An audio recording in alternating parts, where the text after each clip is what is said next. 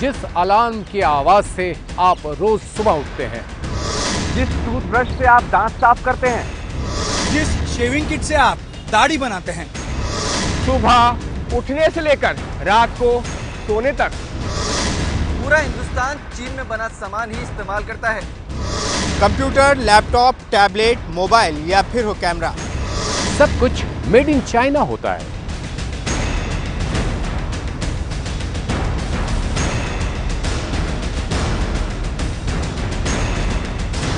सवाल यह है कि क्या चीनी माल का बहिष्कार संभव है? उदारीकरण के इस दौर में क्या भारत ऐसा कर सकता है? क्या भारत के लिए यह फायदे का सौदा है या फिर जज्बाती मुद्दा? हम आज ये सारे सवाल इसलिए उठा रहे हैं क्योंकि आज एक बार फिर चीनी माल के बहिष्कार का आह्वान हुआ है। चीन को नई ईस्ट इंडिया कंपनी बताया जा रहा है। दिल्ली में आज बाबा रामदेव ने एक प्रेस कॉन्फ्रेंस की। रामदेव ने बताया कि पतंजलि का कारोबार 10,000 करोड़ के पार पहुंच चुका है और बहुत जल्द पतंजलि नंबर 1 स्वदेशी FMCG कंपनी होगी। तो पिछले 5 सालों से तो पतंजलि 100% की ग्रोथ रेट से आगे बढ़ रहा है, जबकि विदेशी कंपनियां डी ग्रोथ हो रही हैं। तो आगे भी 100 से ऊपर ही जाएगा। अब 20,000 के ऊपर वो 25 जाता है या उससे अधिक जाता है, ये तो वक्त बताएगा, लेकिन 20,000 करोड़ से कम नहीं होगा। पतंजलि की कामयाबी पर बाबा रामदेव की प्रतिक्रिया जानने के बाद जब ABP न्यूज संवाददाता शिशिर सिन्हा ने उनसे चीनी माल से निपटने की रणनीति जाननी चाहिए, तो बाबा रामदेव ने चीन को साम्राज्यवादी करार देते हुए उसे सैनिकों के सिर काटने का दोषी ठहरा दिया। चीन जो है हमारा स्वाभाविक रूप से मित्र देश नहीं है। उसको जितनी ताकत मिलती है वो आतंकवादियों की फंडिंग करता है पाकिस्तान के माध्यम से, और उससे हमारे सैनिकों के शीश काटे जाते हैं, खून खराबा होता है, देश की एकता, अखंडता, संप्रभुता और देश की आज़ादी संकट में पड़ जाती है। तो मात्र प्रोडक्ट नहीं है। ऐसा पहली बार नहीं है जब चीनी माल के बहिष्कार की बात चली हो। उरी हमले के बाद जिस तरह से चीन ने पाकिस्तान का साथ दिया था, उस समय भी चीन में बने सामान के बहिष्कार की बात सामने आई थी। क्या हम चीन के माल का बहिष्कार कर सकते हैं? इस सवाल का जवाब आपको दें, उससे पहले हम आपको मौजूदा असलियत से रूबरू करवाते हैं। चीन भारत का सबसे बड़ा कारोबारी साझेदार है, यानी हम चीन से माल खरीदते भी हैं और बेचते भी हैं। भारत दुनिया के 140 देशों से करीब 6,000 तरह के सामान खरीदता है। इसमें करीब 16% सामान चीन से आता है। 2015-2016 में भारत ने 4 लाख करोड़ रुपए से ज्यादा का सामान चीन से आयात किया था। वहीं सिर्फ 60,000 करोड़ का सामान भारत से चीन को निर्यात किया गया। यानी भारत का चीन के साथ व्यापारिक घाटा करीब 3,53,000 करोड़ रुपए है। आंकड़े गवाही देते हैं कि दोनों देशों के बीच के व्यापार में चीन को फायदा ज्यादा होता है और भारत को कम। इस कारोबारी असंतुलन की वजह से भी चीन बार बार निशाने पर आ जाता है। लेकिन सवाल यह है कि चीन के इतने विरोध के बावजूद लोग उसका माल भारत में क्यों खरीदते हैं? इस सवाल का जवाब जानने के लिए हमने चीन से माल खरीदने वाले एक बड़े व्यापारी से बातचीत की। हमने उनसे चीन का माल खरीदने की वजह पूछी। चीन का सामान सस्ता भी है और बढ़िया भी है। हमारे यहाँ कहते हैं कि चीन का सामान है, चलेगा नहीं, लेकिन इसमें मैं आपको बताना चाहूँगा कि चीन हर प्रकार का सामान बनाता है। लेकिन हम भारत के लोग, सिर्फ भारत ही नहीं, पाकिस्तान, बांग्लादेश, ये जितनी हमारी ईस्टर्न कंट्रीज़ हैं, ये सारे सस्ता माल खरीदते हैं, इसलिए यहाँ की आवश्यकताएँ उससे पूरी होती हैं। लेकिन हमारे पास आज की डेट में इतनी प्रोडक्शन भी नहीं है कि हम चाइना के बिना सरवाइव कर पाएँ। चाइना के अलावा इतनी मास प्रोडक्शन कहीं है ही नहीं। इंडोनेशिया और अपना कंबोडिया नहीं, ये वियतनाम, इन कंट्रीज़ में प्रोडक्शंस है, बैंकॉक में, थाईलैंड में है, लेकिन बहुत थोड़ी चीज़ें और कम क्वांटिटी में बनती हैं। अगर आपको मासेस के लिए कम्पीट करना है तो चाइना के अलावा कोई ऑप्शन नहीं है। तो पवन कुमार की माने तो चीन के माल का कोई मुकाबला नहीं है। शायद यही वजह है कि सेक्टर चाहे जो हो, चीन पर भारत की निर्भरता बढ़ती जा रही है। भारत ने चीन से 1,28,000 करोड़ का इलेक्ट्रॉनिक सामान, 67,200 करोड़ रुपए के न्यूक्लियर रिएक्टर और मशीनरी, 38,400 करोड़ के रसायन, 20,400 करोड़ की खाद, 14,720 करोड़ रुपए की स्टील आयात की। अब सवाल यह है कि चीन में इतना सस्ता और बढ़िया माल कैसे बनता है? इस सवाल का जवाब जानने के लिए एबीपी न्यूज ने कुछ दिन पहले पड़ताल की थी। एबीपी न्यूज संवाददाता दिवांग ने दुनिया के सबसे बड़े होलसेल बाजार यीवू का दौरा किया था।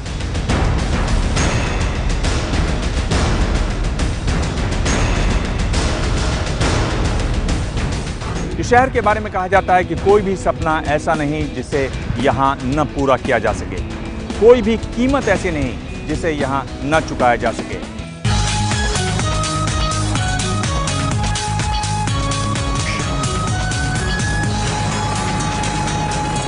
यूपी में हर वो चीज मिलती है जिसकी आप कल्पना कर सकते हैं। ये दुनिया का सबसे बड़ा होलसेल मार्केट है। यहाँ करीब 7.5 लाख दुकानें हैं।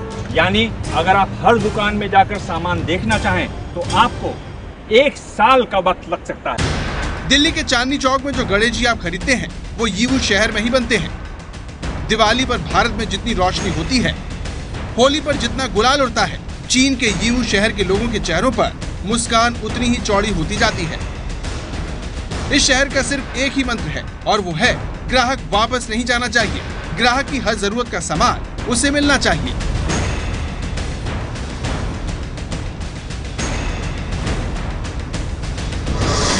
यीवू की इसी खासियत की वजह से यहाँ आने वाले भारतीय कारोबारियों की संख्या में भारी इजाफा हो रहा है।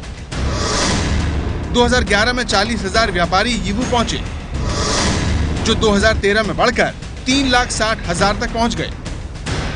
यीवू शहर की रिपोर्टिंग के दौरान हमारी मुलाकात धीरज नाम के कारोबारी से भी हुई, जिन्होंने बताया कि चीन आने वाले भारतीय कारोबारियों की संख्या में इजाफा क्यों हो रहा है। 2006-2007 में देखोगे तो ना के बराबर व्यापारी थे। जब से 8 में उससे 2 गुना बढ़ा है, 10 में 4 गुना। आज के टाइम लिमिट नहीं है जितना हिंदुस्तान के लोग यहाँ तो उसका कोई फायदा नुकसान? नफे में नुकसान है, बाकी सेल में तो बढ़ोतरी है ही है। हाँ। सेल क्योंकि प्रोडक्ट हिंदुस्तान की प्रोडक्शन दिन ब दिन खत्म हो रही है। हाँ। लाइट नहीं है, बिजली नहीं है, प्रोडक्शन नहीं दे पा रही है, तो हमें आना ही पड़ेगा, मजबूरी है, कहाँ जाए। हम तो चाहते हैं कि हिंदुस्तान में प्रोडक्शन बढ़े ताकि हमें यहाँ आने की जरूरत ना हो। अगर आपको लगता है कि चीन के माल पर भारत की ही निर्भरता है तो ये आंकड़े देखिए। दुनिया के आधे से अधिक पर्सनल कंप्यूटर, 2/3 डीवीडी, अवन, खिलौने मेड इन चाइना होते हैं। अगर फोन कोरिया या जापान का है तो भी उसमें चीन शामिल होता है, क्योंकि दोनों देश चीन से $70 अरब के इलेक्ट्रॉनिक्स आयात करते हैं। जानकारों की बात आपको सुनाए उसके पहले आपको एक बार फिर बाबा रामदेव की चीनी कंपनियों पर राय सुनाते हैं, जिसके बल पर ही वो हर देशवासी से चीनी माल के बहिष्कार की बात कह रहे हैं। मैं सबसे आह्वान करूंगा कि पतंजलि तो सब प्रोडक्ट नहीं बना सकता, कोशिश करेंगे हम लोग भी जितना अधिकतम बना सकते हैं, लेकिन जो भी पतंजलि के बदले देश का प्रोडक्ट उपलब्ध है तो उसके लिए आपको 2 पैसे ज़्यादा भी चुकाने पड़े।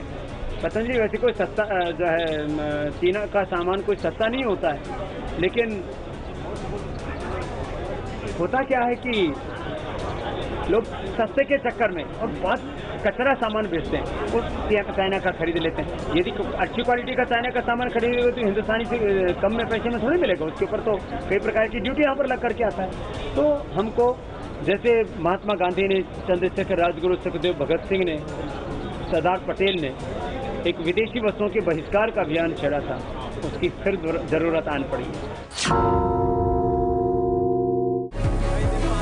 सवाल यह है कि रामदेव की बातों में कितना दम है। क्या वो पतंजलि के माल को बढ़ावा देने के लिए ऐसा कर रहे हैं?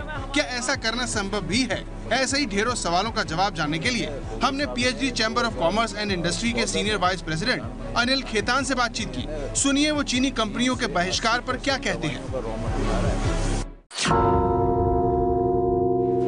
हम चीन के सामान का बहिष्कार नहीं कर सकते, हमें नहीं करना चाहिए। हमें ये देखना चाहिए कि चीन इतने कम दामों में अपना माल कैसे बेच सकती है और हम हिंदुस्तानियों में ऐसी क्या कमी है जो कि हम चीन से कंपटीशन नहीं कर सकते। हाँ, वो माल जो चीन हमेशा सेकंड क्वालिटी का हिंदुस्तान को बेचता है सस्ते दामों में, या कोई बैड क्वालिटी का माल जानबूझ के बेचता है, सपोज दवाइयाँ में कुछ इंफीरियर क्वालिटी बेचता है, उन सब को टोटली उनका बहिष्कार कर देना चाहिए। तो जानकारों की राय में चीन का इलाज बहिष्कार नहीं, उससे मुकाबला है। हमें अगर उससे मुकाबला करना है तो कारोबार को लेकर उसकी सोच से आगे जाना होगा। चीन अपने कारोबार को लेकर कितना सजग है, इसका एहसास आपको करवाने के लिए हम एक वीडियो दिखाते हैं।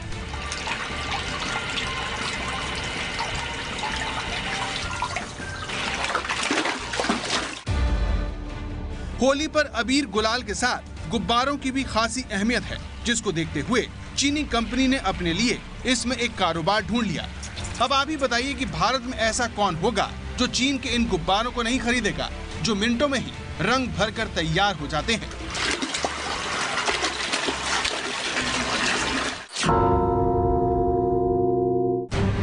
इस वीडियो को दिखाने का हमारा मकसद ये है कि आप जान सकें कि चीनी कंपनियों के कारोबार के तौर तरीके कितने आक्रामक हैं। जब तक भारतीय कंपनियां इस नजरिए से काम नहीं करेंगी, वो चीन के माल से मुकाबला नहीं कर पाएंगी। ऐसे में लाख कोई विदेशी कंपनियों का विरोध कर ले, लोग अपने मतलब का सामान ही खरीदेंगे, चाहे वो चीन में ही क्यों न बना हो।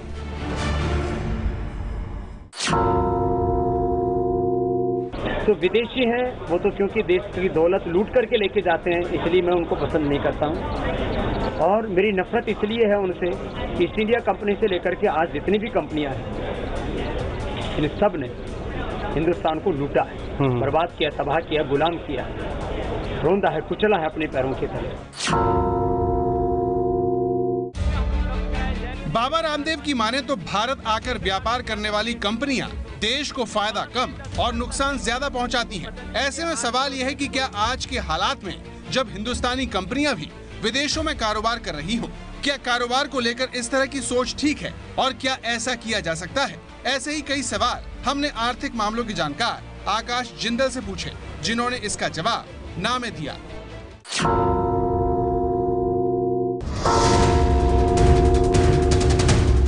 आज ग्लोबलाइजेशन का जमाना है, WTO का जमाना है, तो पूरी तरह से विदेशी माल को रोकना तो आज पॉसिबल नहीं है, लेकिन साथ ही साथ हाँ, देश को अपना एंगल भी देखना है। तो ग्लोबलाइजेशन और WTO के जमाने में पूरी तरीके से दूसरे देशों से अलग नहीं हो सकते, लेकिन साथ ही साथ हमें अपने हित भी देखने, तो बीच का रास्ता कहीं ना कहीं अपनाना पड़ता है।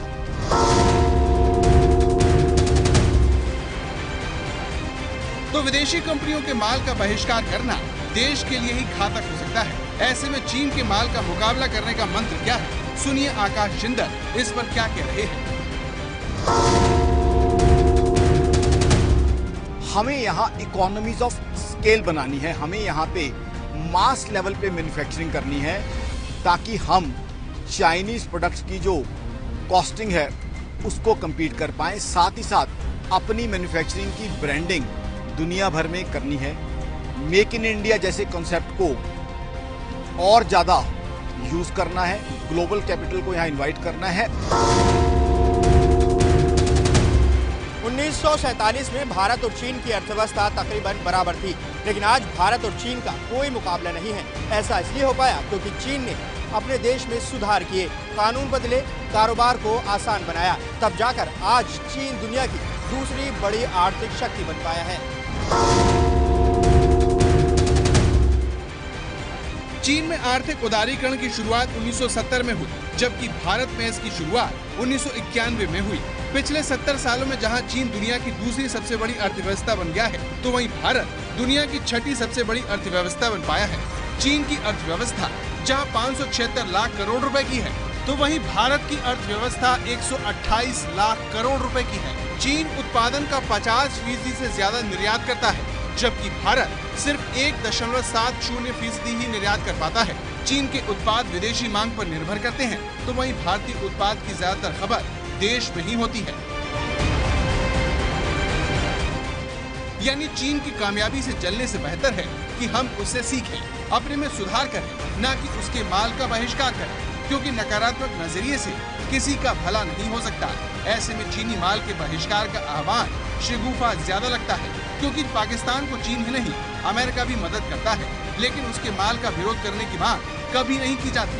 ऐसे में एबीपी न्यूज सरकार से मांग करता है कि वो चीन से व्यापारिक रिश्तों पर श्वेत पत्र जारी करे, ताकि जनता के सामने सच सामने आ सके। अगर आप भी एबीपी न्यूज की राय से सहमत हैं, तो फोन उठाइए और हमें 8422-840000 पर मिस्ड कॉल दीजिए।